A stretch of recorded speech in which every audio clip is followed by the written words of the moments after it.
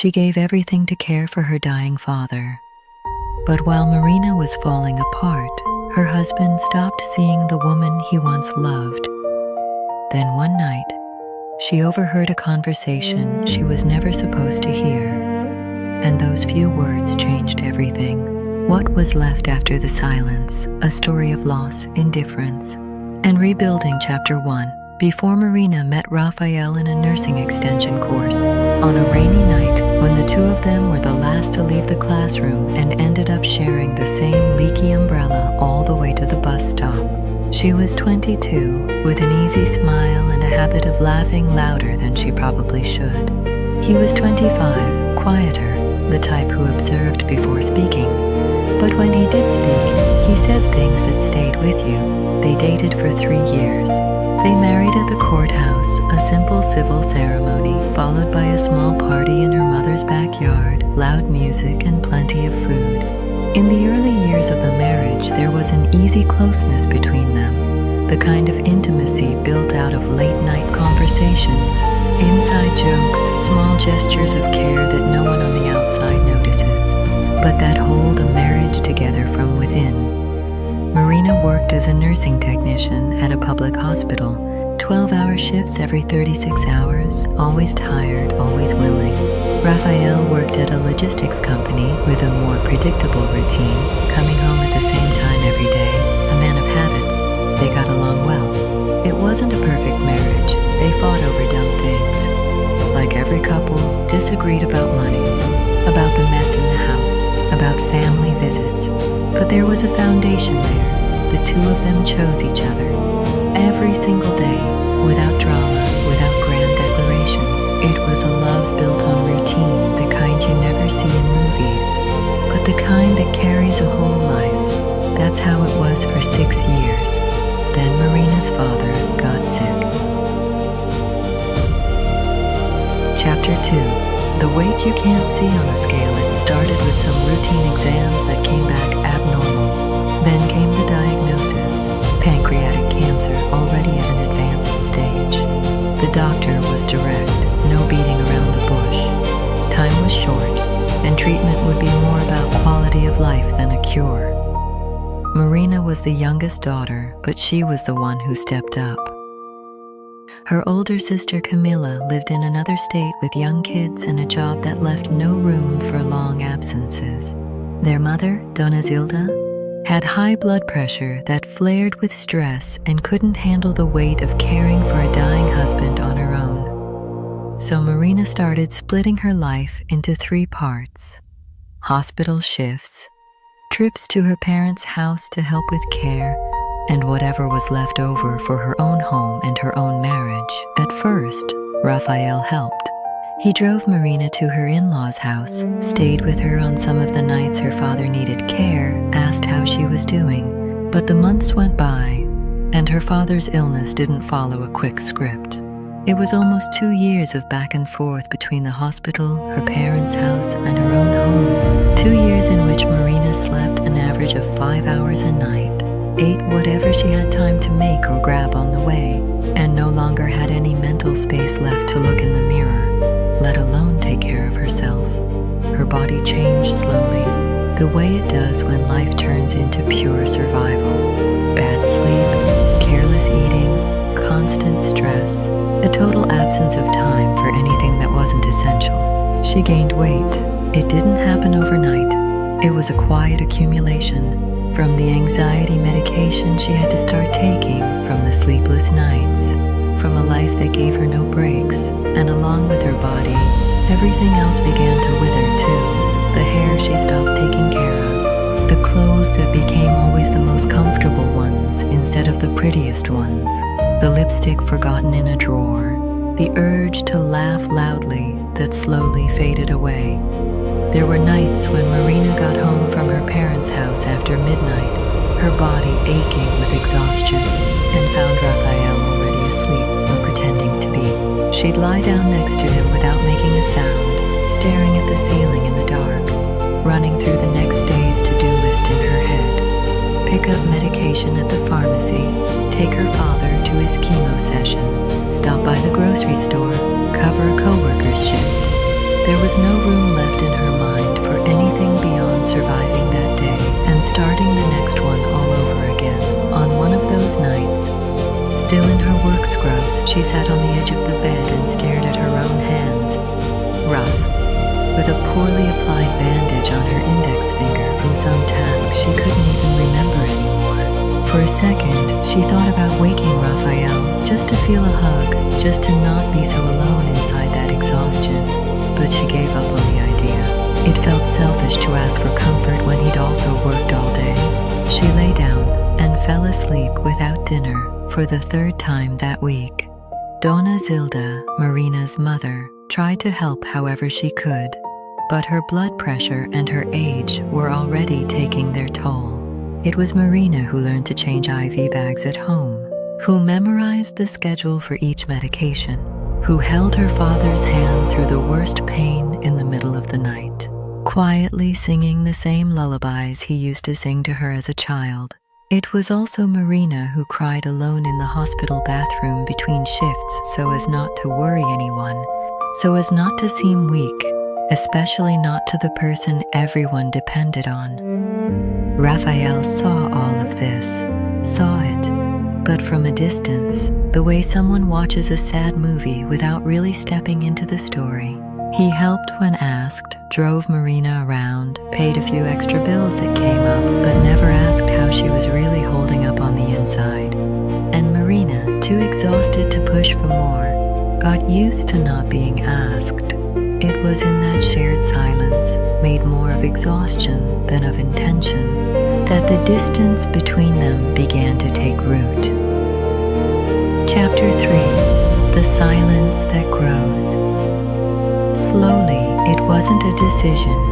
Rafael never sat down and thought, I'm going to treat my wife with indifference because she gained weight. It was subtler than that, more cowardly even, the kind of withdrawal a person doesn't even notice they're doing until it's already become a habit. It started with small things. He stopped complimenting her. There used to always be a comment. You look beautiful today.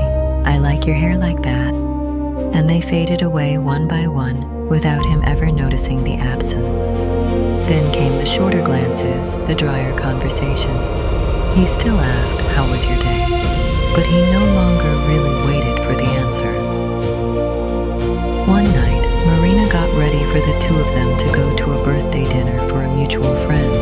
She put on a dress that no longer fit the way it used to, but it was the nicest thing she owned at that point in her life. Rafael looked at her, this time without saying anything, and his silence hurt more than any criticism could have. In the car, on the way to the party, she asked, do I look okay?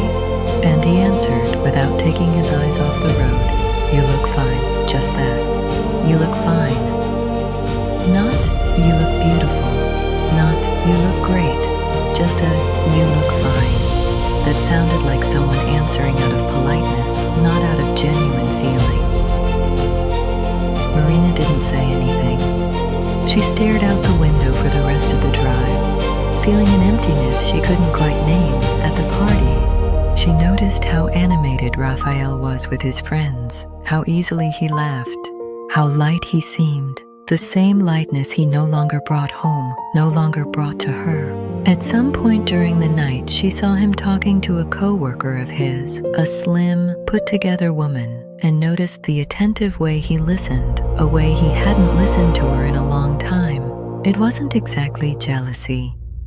It was more the bitter realization that the interested, present version of Rafael still existed.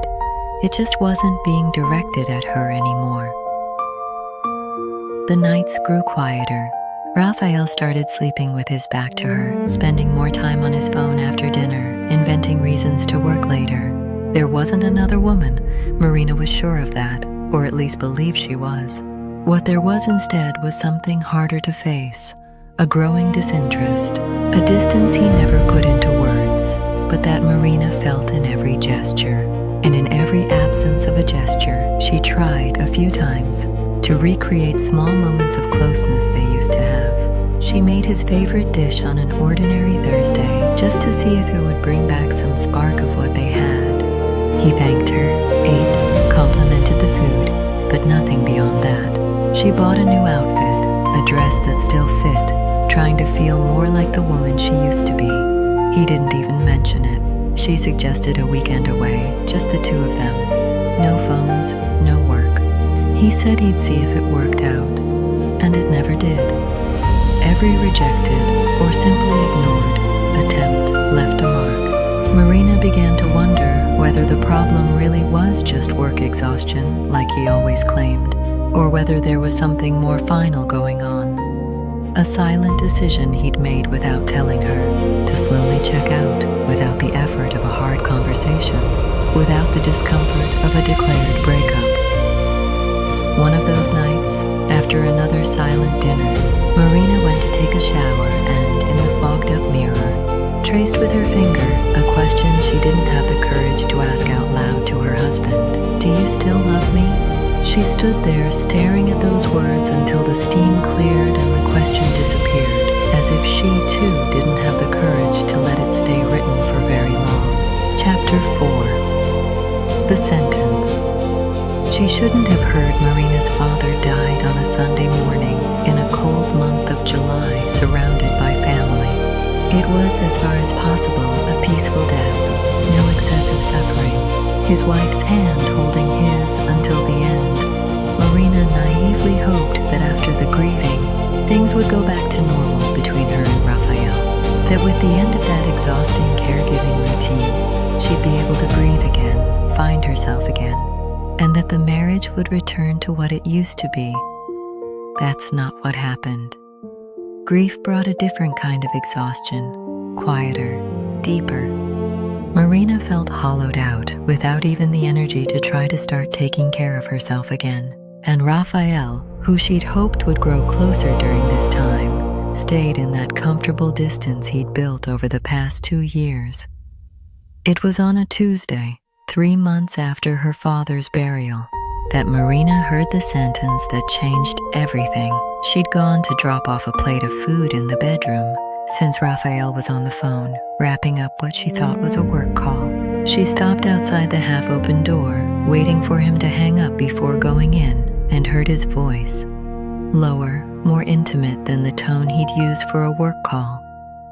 "I don't know, man. She's not the same anymore. She let everything fall apart. I know she's been through a lot, but I don't feel that anymore, you know? I don't know if I ever will again." Marina stood frozen, the plate still warm in her hands, feeling the floor slowly open up beneath her. It wasn't a betrayal in the classic sense. There was no other woman, at least not that she knew of at that moment, but it was, perhaps something worse, confirmation, spoken out loud to someone else, that his withdrawal wasn't in her head. It was real, and it had a name. She was no longer enough. She didn't go into the bedroom. She set the plate down on the hallway cabinet, went to the bathroom, closed the door, and cried quietly, sitting on the cold floor, for an amount of time she couldn't measure. Chapter 5. Months of shadow after that day, Marina didn't confront Rafael right away.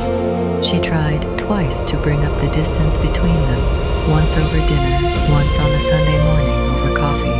Both times he brushed it off, said everything was fine, that it was just work stress, that she was seeing things that weren't there. By the third attempt, she had no strength left. She gave up on pushing, and something inside her gave up too, not on the marriage, not yet, but on the hope that it would resolve itself on its own, with patience and time. The months that followed were, for Marina, the quietest of her adult life. She and Rafael still lived in the same house, shared the same bed, but they were like two polite strangers. He left early, came home late, always with some work excuse. Weekends, which used to be theirs, filled up with important commitments that appeared out of nowhere. Marina, for her part, withdrew more and more. She worked, came home, watched TV without really paying attention, slept. She repeated the cycle. She'd stopped calling her friends, stopped visiting her mother as often, as if all the energy she'd spent caring for her father and then trying to save her marriage had simply run out It was her mother, Dona Zilda, who first noticed something was seriously wrong. "Sweetheart, you're worn down. It's not just the grief. Something else is eating at you," she said one afternoon during a visit, looking at her daughter with the kind of concern only a mother has. Marina, for the first time since she'd overheard Rafael's phone call, told her everything. She cried in her mother's lap the way she hadn't since she was a child, and heard, through tears, the same question that would echo in her head for weeks to come. "So what are you going to do about it, my girl? Because waiting for him to remember he loves you isn't a plan." Chapter 6. The question that changed everything. Her mother's question kept hammering at Marina for days. What are you going to do about it? She started paying closer attention to herself, not with the critical eyes of someone hunting for flaws, but with a new, almost strange curiosity, like someone re-encountering a person she hadn't seen in a long time. She looked in the mirror, really looked for the first time in ages, and didn't see what Rafael seemed to see. She saw a tired, hurt woman who had carried her entire family on her back for 2 years and who, in the process, had completely forgotten to exist for herself. It wasn't an instant, movie-style epiphany with triumphant music playing in the background. It was slower, more real. One night, washing dishes after a dinner in which she and her husband had exchanged fewer than 10 words, Marina had a thought that cut through her like a knife. "I can't keep waiting for him to give back to me something I abandoned first myself." It wasn't about the weight. She knew that with a clarity that surprised even her. It was about having lost sight of herself, trying to take care of everyone else, to the point of forgetting herself entirely. The weight was just the visible part of a much bigger process. The process of a woman who had slowly erased herself trying to handle everything, and who now needed to learn from scratch how to exist again. She decided right then quietly, without promising anything to anyone but herself, that she was going to start taking care of herself. Not to win Rafael back, not to prove anything to him, but because she deserved it and because the time had come. Chapter 7. The first steps. The change began small, almost invisible to anyone on the outside. Marina booked an appointment with a therapist, something she'd put off 3 times over the past year, always with the excuse that she didn't have time. In the first session, she could barely speak without crying. She talked about her father, about the 2 years of caregiving, about the marriage, about the sentence she'd overheard through the door. The therapist, a calm-voiced woman named Renata, didn't offer easy advice. She just asked questions Marina didn't have ready answers for. When was the last time you did something just because you wanted to, without thinking about anyone else? Do you think your worth as a person depends on how Rafael looks at you? The weekly sessions became a fixed point in Marina's routine, the first commitment she'd made exclusively for herself in years. Little by little, other small changes started adding up. She went back to walking in the mornings, 15 minutes before work, not thinking about losing weight, but because that time alone on the street, with the air still fresh, was the only moment of the day that was entirely hers. She went back to reading at night, instead of just sitting in front of the TV without paying attention. She called her sister, Camila, who had also drifted away without meaning to, and the two of them picked their Sunday phone calls back up. She also saw a nutritionist, not to go on some restrictive diet, but to understand how to eat in a way that respected her body and her routine, without guilt, without impossible rules to follow. The guidance was simple: eat more regularly, include more variety, sleep better when possible, and above all, be patient with her own process. Marina was in no rush. For the first time in a long time, she wasn't chasing a deadline, an emergency, an obligation. She was slowly rebuilding herself. In her following sessions with Renata, Marina began to understand patterns that went back long before her marriage. She realized she'd always been the one who takes care. As a child, she took care of a younger brother who didn't survive past his first few months of life. As a teenager, she became everyone's shoulder to lean on. but rarely had anyone to lean on herself. As an adult, she'd chosen a caregiving profession and a husband who, at first, seemed to need her just as much as she needed him. You learned that your worth comes from how much you can give others, Renata said, during an October session as Marina processed another childhood memory. And that's beautiful, until the moment you completely forget that you also deserve to receive. Those words echoed in Marina's head for weeks. She started noticing day to day how often she said yes when she meant no. At work, agreeing to cover shifts she shouldn't have. With her mother, showing up to commitments that drained her even more. With Rafael, swallowing hurt to avoid conflict. Slowly, she learned to say no. She turned down covering an extra shift for the first time in years, even as the old guilt came knocking. She told her mother she couldn't make Sunday lunch because she'd already made plans to go out with coworkers from the hospital. Small no's that together formed a much bigger yes, a yes to her own life.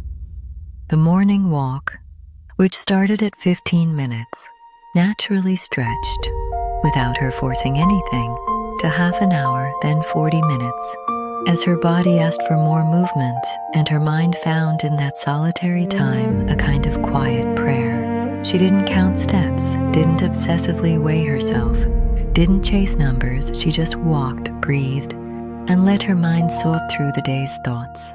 It was on one of those walks, a Saturday morning with the sun still low on the horizon, that Marina ran into an old neighbor, Dona Irachema, who also walked at that hour.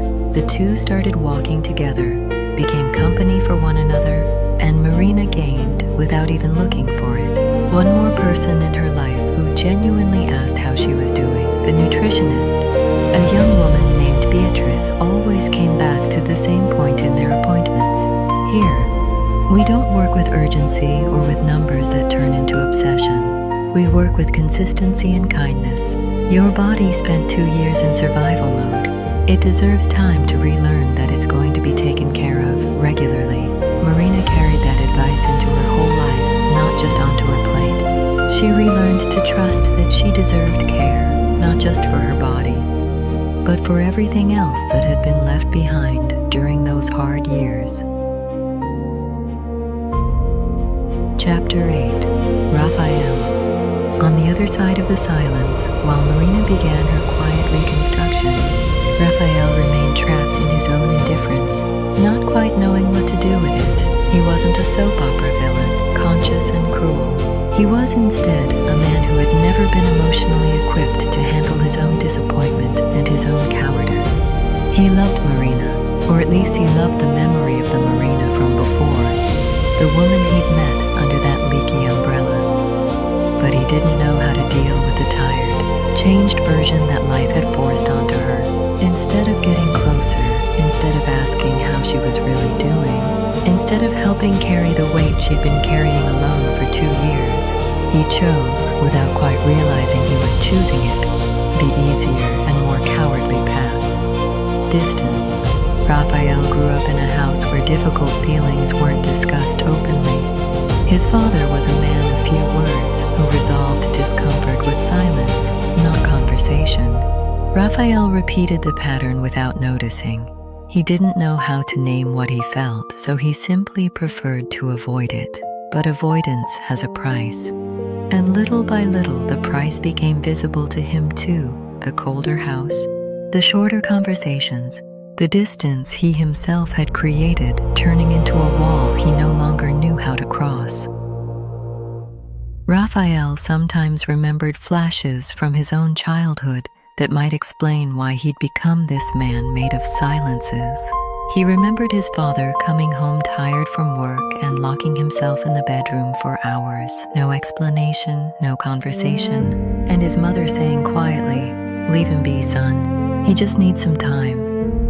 He remembered never once seeing his parents openly discuss a problem. The tensions would simply vanish from conversation and resurface months later, disguised as something else. He grew up believing that was what love looked like. Physical presence, material provision, and a polite silence when things got too hard to put into words. No one had ever taught him there was another way. In the months after his father-in-law's death, Rafael carried an uncomfortable guilt he also didn't know how to name. Deep down, he knew he should have done more during those 2 years of illness, should have taken on more tasks, asked more questions, been more emotionally present, not just physically present. But instead of admitting that and trying to fix it, he did what he'd always known how to do in the face of discomfort. He retreated even further. There were nights he lay next to Marina, unable to sleep, wanting to reach out and touch her, to say he missed how things used to be, to ask how she was really feeling inside. But something always held him back, a mix of shame at having drifted so far away and fear of not knowing how to fix something that felt too big for words. It was on one of those sleepless nights that he, almost without thinking, called a childhood friend Bruno, just to have someone to vent to. It was during that call that Marina, standing outside the bedroom door, overheard the sentence that would change everything. Rafael never knew she'd heard it. He spent the following months without fully understanding why the distance between them, already wide, grew even wider after that particular night. He didn't notice at first the changes in Marina. She went out to walk in the mornings before he woke up. She went to her therapy appointments during the hours he was at work. Her conversations with her sister happened over the phone at times when he wasn't around. The new life Marina was building was happening for the most part, far from his eyes, not because she was hiding it strategically, but simply because that new life no longer had him at its center. Chapter 9. 6 months later. 6 months had passed since the conversation with her mother, since Marina's quiet decision to start existing for herself again. The changes, which had started small, were now visible, not just in her body, which had changed gradually and healthily, but in everything around her. Marina went back to laughing loudly the way she used to, without apologizing for taking up space. She got back into the habit of putting herself together, not to please anyone, but because she liked looking in the mirror and liking what she saw. She'd made friends with 2 co-workers from the hospital with whom she now went out after shifts, something she hadn't done in years. She'd gone back to the graduate program she'd put on hold when her father got sick. She had also, little by little, rebuilt her relationship with her own family. She visited her mother more often, not out of obligation, but out of genuine desire to be close.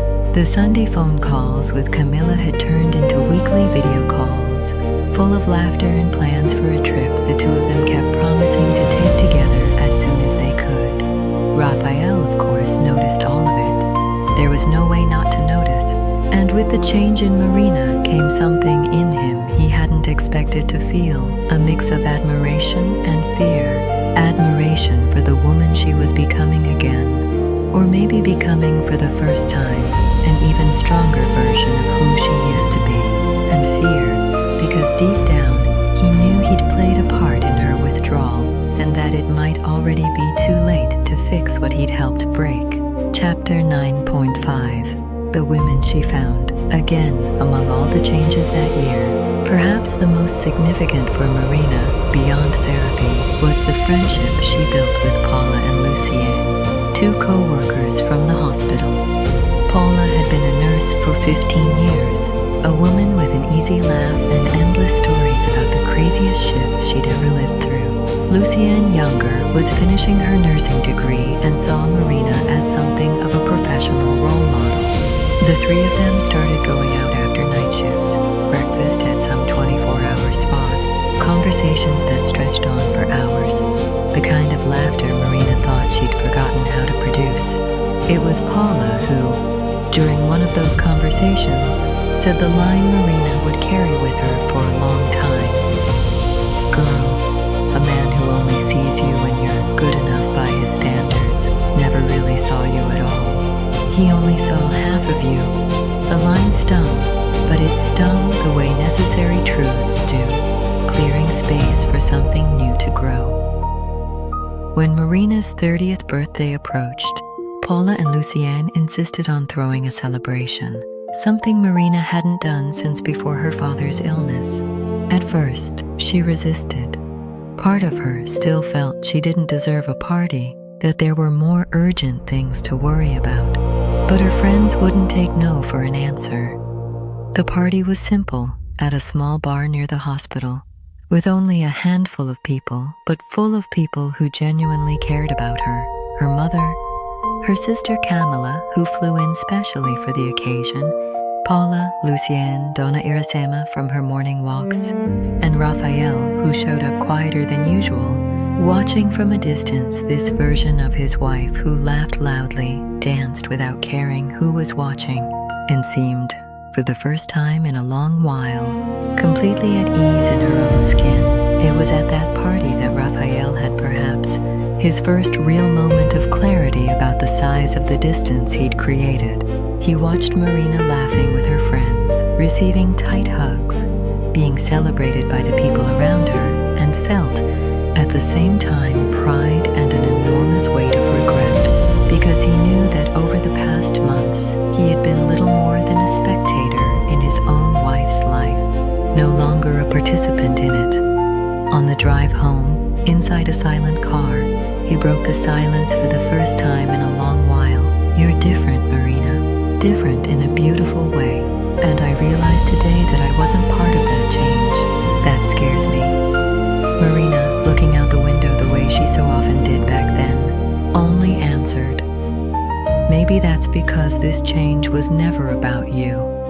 It was that sentence, said without anger, only with a tired kind of truth, that made Rafael decide that same night that he needed to do something different, to stop waiting for time to fix everything on its own. One evening, he tried. He made dinner, something he hadn't done in months, opened a bottle of wine, and waited for Marina to get home from work with a mix of hope and nervousness he hadn't felt since they were dating. "I made dinner." "I wanted us to talk," he said when she walked in. Marina looked at the set table, at the wine, at her visibly nervous husband, and felt something complicated, not quite anger, but also not the easy willingness to simply accept the gesture and move on as if nothing had happened. "We can talk," she said, sitting down. Chapter 10. The Conversation That Should Have Happened. Sooner Rafael started slowly, stumbling over his own words, the way someone unaccustomed to talking about feelings does. "I know I was distant. I know I messed up. I didn't know how to handle everything that happened. What happened with your father, with everything. And I pulled away instead of helping. I wanted to apologize. And I wanted to know if we still have a chance." Marina stayed quiet for a while, looking at the untouched glass of wine in front of her, gathering inside herself what had needed to be said for months. "I heard you on the phone, Rafael. That day, 3 months after my father's funeral, I heard you saying I wasn't the same anymore, that I'd let everything fall apart, that you didn't know if you still felt that way about me." Rafael turned pale. "Marina, Let me finish," she said with a calm that surprised even her. "I spent 2 years taking care of my father, taking care of my mother, trying to hold this house together, and while I was drowning, you kept pulling further and further away, not because I'd done anything wrong, but because I stopped being presentable to you in the way you expected. And that hurt more than any harsh word could have, because a silence made of indifference is worse than a fight. In a fight, at least the person is still trying." Rafael didn't have a ready answer. He could only say, his voice breaking, "I didn't know what to do with what I was feeling." "That's not an excuse, but it's the truth. I know," Marina said, "and I'm not here to blame you for the rest of your life. But I need you to understand something. I didn't start taking care of myself again, laughing again, living again to win you back. I did it for me, because I nearly lost myself completely trying to hold everything together, and because I deserve to be happy, with or without you by my side." Chapter 11. What Comes After the Truth. that night's conversation didn't fix everything at once. Things like that rarely get resolved over a single dinner, no matter how sincere it is, but it opened a door that had been closed for a long time. In the weeks that followed, Marina and Rafael had several more difficult conversations. At her request, he started individual therapy, something he'd never considered before. Out of pride, out of upbringing, out of fear of what he might discover about himself. Little by little, he began to understand where that habit of running from discomfort instead of facing it came from. That difficulty dealing with hard feelings without using silence as a shield. Marina, for her part, continued her own process, without rushing, without demanding instant forgiveness of herself. She needed time to understand whether there was still a solid enough foundation to rebuild the marriage, or whether the two of them had simply reached the end of a cycle. They went through ups and downs. There were hopeful days when the two of them laughed together like they used to, and days of relapse, when the hurt built up over 2 years of distance came rushing back with full force. What changed, definitively, was Marina's stance toward all of it. She was no longer willing to passively wait for the marriage to fix itself, nor willing to erase herself to keep the peace. She knew now her own worth, and she was no longer willing to negotiate it. After a few months of individual therapy sessions, Marina suggested they also try couples counseling. Rafael, to her surprise, agreed without hesitation, something that, a year earlier, would have been unthinkable for a man who avoided any conversation about feelings the way you'd avoid a fire.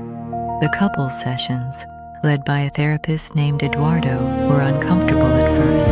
Rafael had to hear out loud and in front of a stranger the size of the pain he'd caused with his own silence. He had to admit, for the first time, that the distance he'd created hadn't just been work stress, as he always claimed. It had, in fact, been a cowardly reaction to a wife who, in his mind, had stopped being the same. "And what does the same even mean, Rafael?" Eduardo asked during one of the tensest sessions. "Did you fall in love with a whole woman, or with a version of her that fit inside an expectation?" Rafael didn't have an easy answer to that question. It took him weeks to process it, revisiting memories of when they were dating, of the early days of the marriage, trying to honestly figure out whether what he loved about Marina was, in fact, who she was on the inside, or just the comfortable package she'd represented at that point in time. With therapy's help, he reached a conclusion that hurt, but also freed him. He really had loved Marina, but he'd been poorly taught what it meant to sustain that love when things got hard. His instinct to retreat hadn't come from a lack of love. It had come from emotional unpreparedness, from an inherited pattern he'd never questioned before. That didn't excuse Rafael from responsibility for the suffering he'd caused. Marina was clear about that more than once in their sessions. Understanding where a behavior comes from doesn't erase the damage it does, but it was, at least, a starting point for repair. The difference between a man who explains himself to justify and a man who explains himself in order to truly change. In the months that followed, small actions began replacing the old habits of silence. Rafael started genuinely asking how Marina's day had been and waiting for the full answer without rushing to change the subject.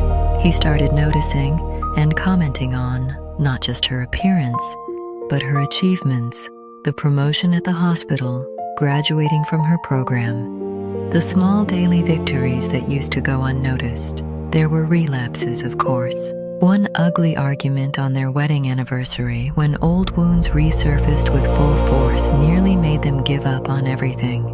But this time, instead of silence, came difficult conversations, guided by the tools they'd both learned in therapy, validating the other person's feelings before defending yourself, naming your own pain without assigning blame, apologizing without expecting immediate forgiveness as a reward.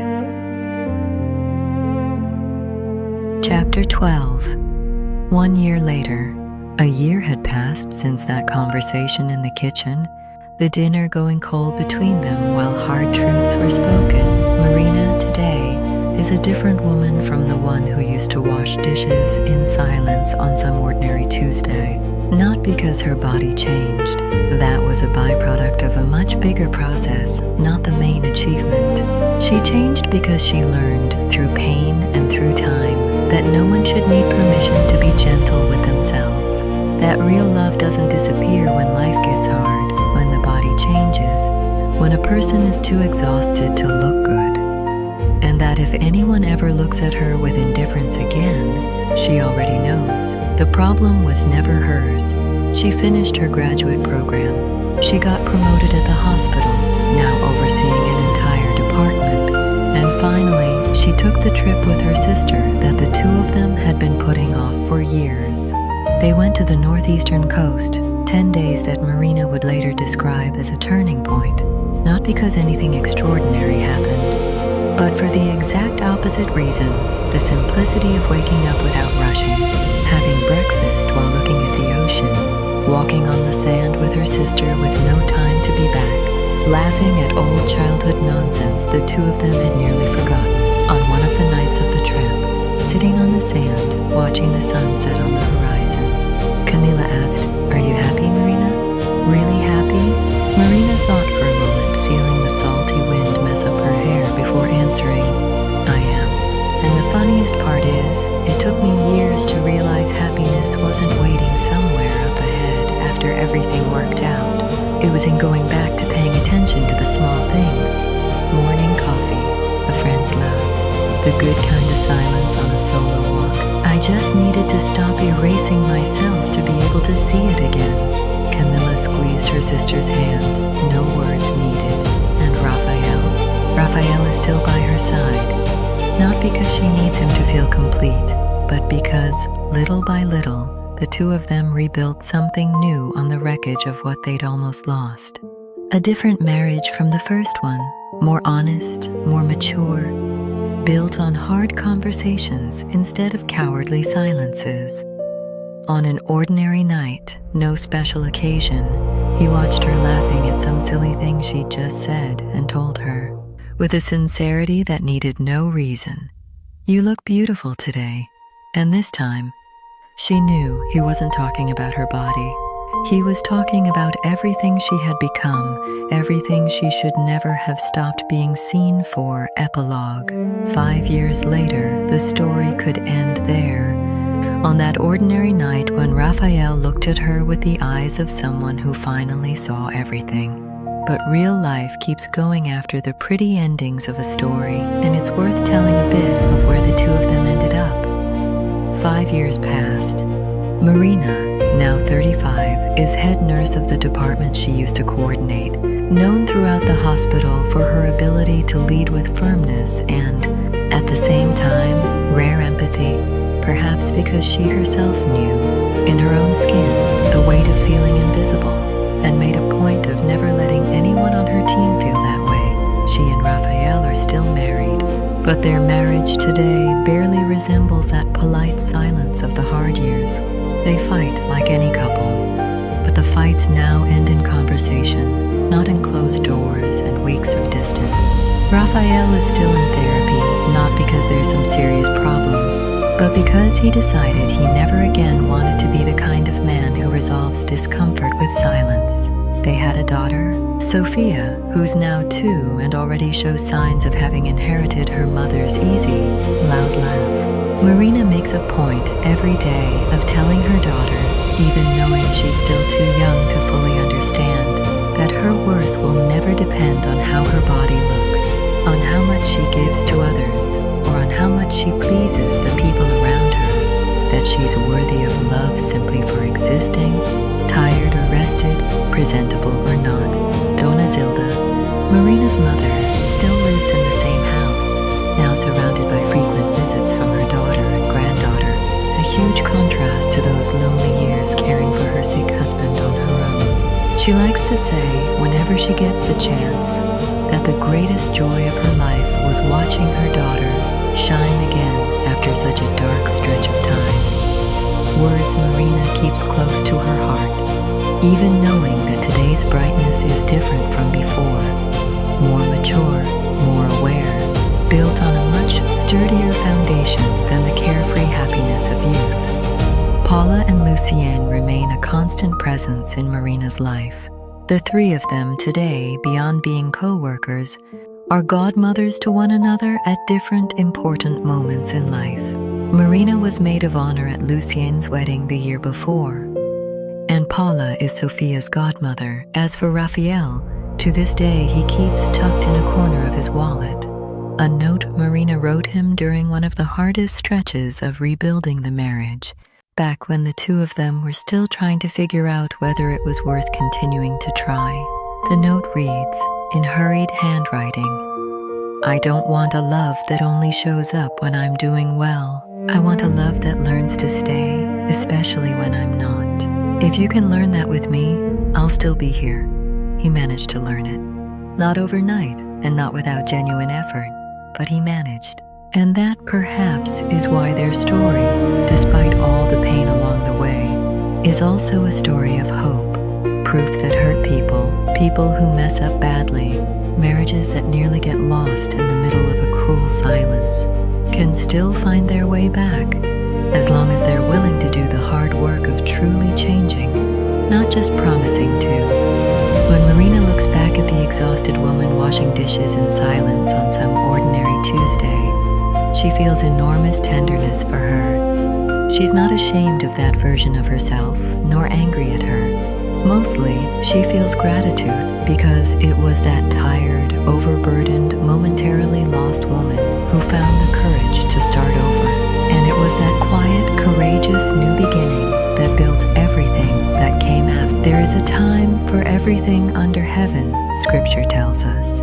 A time to weep and a time to laugh, a time to be silent and a time to speak, a time to lose and a time to find yourself again.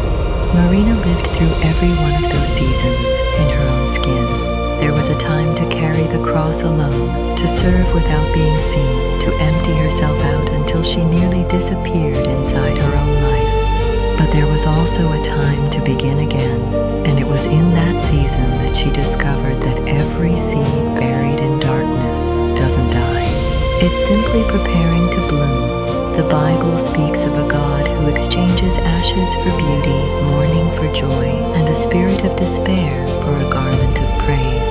Marina didn't have an overnight epiphany, no answer arriving from heaven with trumpets. What she had instead were small daily miracles, the courage to book an appointment, the strength to say no, the grace to forgive without forgetting her own worth. Every small step was, in its own way, an act of faith, the assurance of things not yet seen but already sensed as possible. She learned that restoration is never about going back to who you were before. It's always about becoming someone more whole, shaped by what hurt, but not destroyed by it. Like gold that passes through fire, not to be consumed, but to be refined. And maybe that's the greatest lesson this story leaves behind. Pain can knock us down, can make us doubt our own reflection in the mirror, can even make us feel forgotten by the whole world.